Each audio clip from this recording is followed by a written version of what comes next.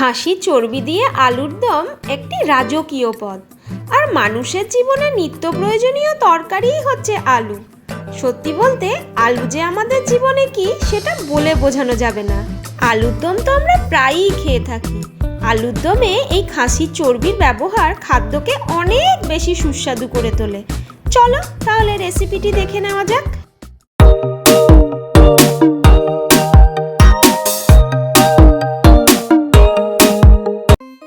এখানে আমি বড় সাইজের কয়েকটা আলু খোসা ছাড়িয়ে দুভাগ করে নিয়েছি, ভালোভাবে ধুয়েও নিয়েছি। এবার প্রেসারে এগুলোকে দিয়ে দেব। সেদ্ধ করার জন্য পরিমিত জল দিয়ে দিলাম। এবার প্রেসারে ঢাকনাটা লাগিয়ে গ্যাসে মিডিয়াম ফ্লেমে 2টো সিটি দিয়ে নেব। আলুটা এদিকে সেদ্ধ হতে থাক, আমি কিছু মশলা বানিয়ে নিই। 1 চা চামচ জিরে গুঁড়ো, 1 চা চামচ ধনে গুঁড়ো, 1.5 চা চামচ হলুদ গুঁড়ো, 1.5 চা চামচ লবণ, নুনটা তোমরা তোমাদের স্বাদ অনুযায়ী দেবে, 1 চা চামচ মিট মশলা, 1/2 চা চামচ কাশ্মীরি লাল লঙ্কার গুঁড়ো দিয়ে দিলাম। এবার এতে অল্প সামান্য একটু জল দিয়ে ভালোভাবে গুলিয়ে নেব। রান্নার আগে এই সমস্ত গুঁড়ো মশলাগুলোকে একটু জল দিয়ে গুলে রাখলে মশলাগুলো অনেক বেশি ফুলে ওঠে। এবার একটা মিক্সারে কয়েক টুকরো আদা, 8-10 কোয়া রসুন, একটা মাঝারি সাইজের পেঁয়াজ, 2টো কাঁচা লঙ্কার পেস্ট বানিয়ে নেব। লঙ্কাটা তোমরা তোমাদের স্বাদ অনুযায়ী নেবে। এদিকে আলুটাও সেদ্ধ হয়ে গেছে, প্রেসারে ঢাকনাটা খুলে নিলাম, জলটাও ঝরিয়ে আলুগুলোকে রেখে দিলাম। এবার একটা কড়াই গরম করে তাতে 2 টেবিল চামচ সর্ষের তেল দিয়ে দিয়েছি। তাতে আলুগুলো দিয়ে 1/2 চা চামচ নুন আর 1/2 চা চামচ হলুদ দিয়ে আলুগুলোকে কষিয়ে নেব। ফ্লেমটা এখন আমি মিডিয়ামেই রেখেছি।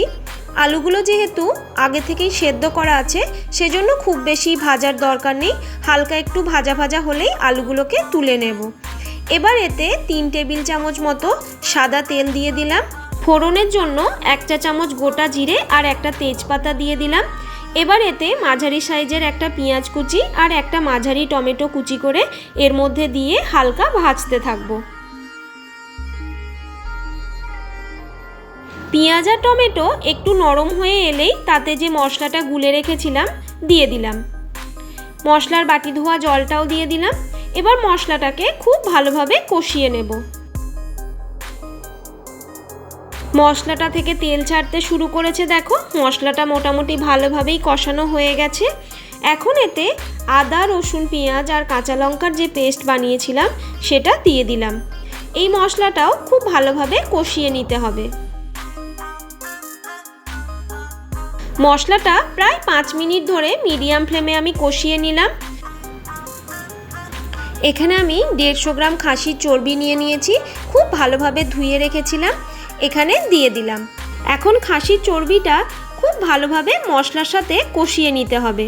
আমাদের বন্ধুদের পিকনিকের সময় এই খাসির চর্বি দিয়ে আলুর দম রান্না করেছিল আমাদের শান্তনুদা। অপূর্ব হয়েছিল তার স্বাদ। পিকনিকে আমরা সবাই প্রায় কাড়াকাড়ি করেই শান্তনুদার হাতের আলুর দমটা খাচ্ছিলাম। তারপর থেকেই করব করে আর করা হয়ে ওঠেনি বাড়িতে এই আলুর দম রান্নাটা। চর্বিটা দেওয়ার পর থেকেই এত সুন্দর একটা গন্ধ বেরিয়েছে। এই চর্বিটা দিয়ে মশলাটাকে আমি প্রায় 5 থেকে 7 মিনিট হাই ফ্লেমে কষিয়ে নিয়েছি।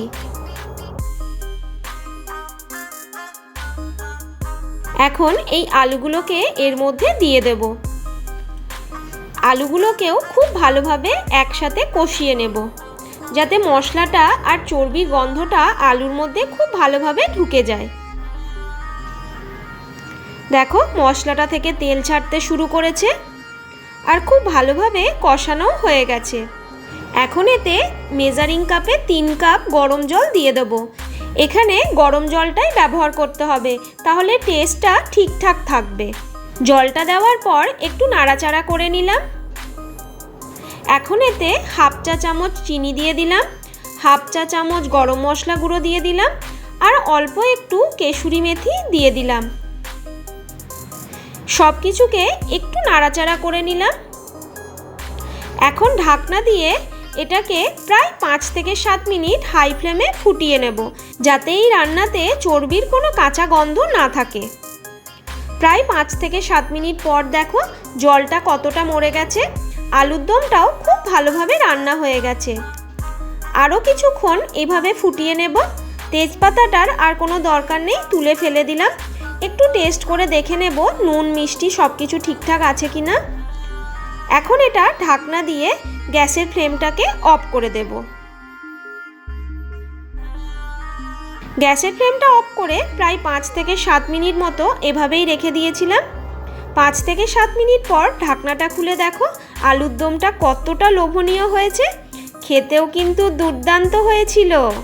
সেই পিকনিকের পর থেকেই খাসির চর্বি দিয়ে আলুর দমের কথা মাথায় আসলেই জিভে জল চলে আসে। যাদের বাঙালি খাবারের প্রতি ভালোবাসা আছে তাদের জন্য তো এটি খুবই প্রিয় রেসিপি, বিশেষ করে যারা খাসির মাংস খুব পছন্দ করো। আলুর দমের স্বাদে একটু ভিন্নতা আনতে এইভাবে খাসি চর্বি মিশিয়ে একবার রান্না করে দেখো, আশা করি তোমাদেরও খুব ভালো লাগবে।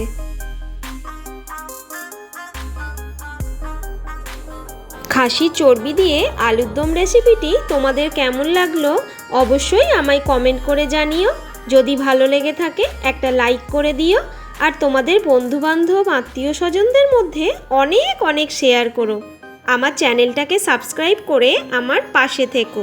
প্রত্যেকে ভালো থাকবে, সুস্থ থাকবে। আবারও ফিরে আসবো নতুন কোনো এক রান্নার রেসিপি নিয়ে। এবার গরম গরম আলুর দম ফুলকো ফুলকো রুটির সাথে পেটে যাওয়ার জন্য একদম রেডি। প্রত্যেককে শুভ ভোজন। টাটা।